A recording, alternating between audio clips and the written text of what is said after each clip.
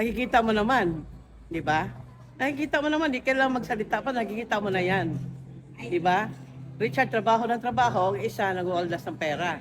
Napindot lang, Annabel Rama inunlike ang post ni Sara Labati. Kamakailan lang, nag-viral online ang pagpuso o pag-like ng talent manager na si Annabel Rama sa New Year post ng kanyang manugang na si Sara Labati.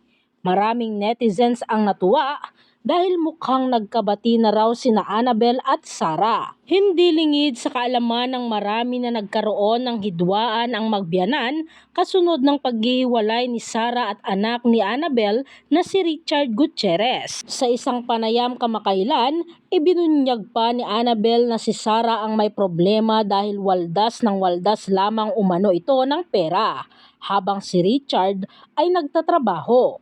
Ngunit taliwas sa iniisip ng marami, hindi pa rin maayos ang relasyon ng magbiyanan.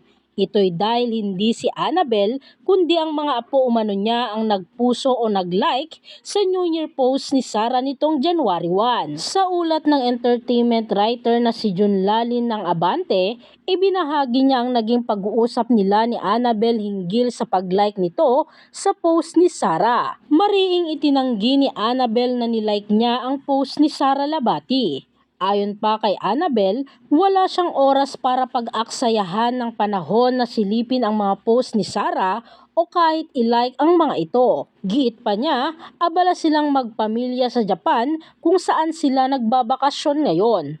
Kaya imposible na nilike niya ang post ni Sara. Ani ni Annabel, "Ha? Wala akong nilalike. Bakit ko ilalike? Busy kami kahapon.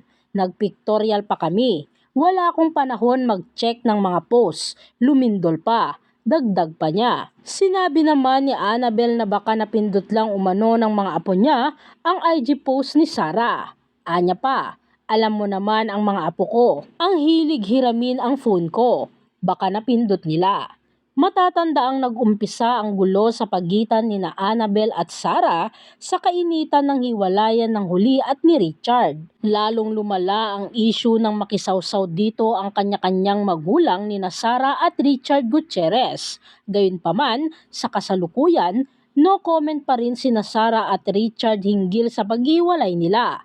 Ngunit nauna nang ibinunyag ng nanay ni Sara na si Esther Labati na nagkasundo na mag-co-parenting na lamang ang kanyang anak at si Richard sa kanilang dalawang anak. Narito naman ang samot-saring komento mula sa mga netizens. Nahuhuli ka talaga, nag-i-stalk ka kapag accident mo malike yung post ng ini-stalk mo. Mga palusot ng mga nahuhuling nag-i-stalk, napindot ng bata. Kawawang mga bata na dadamay pa.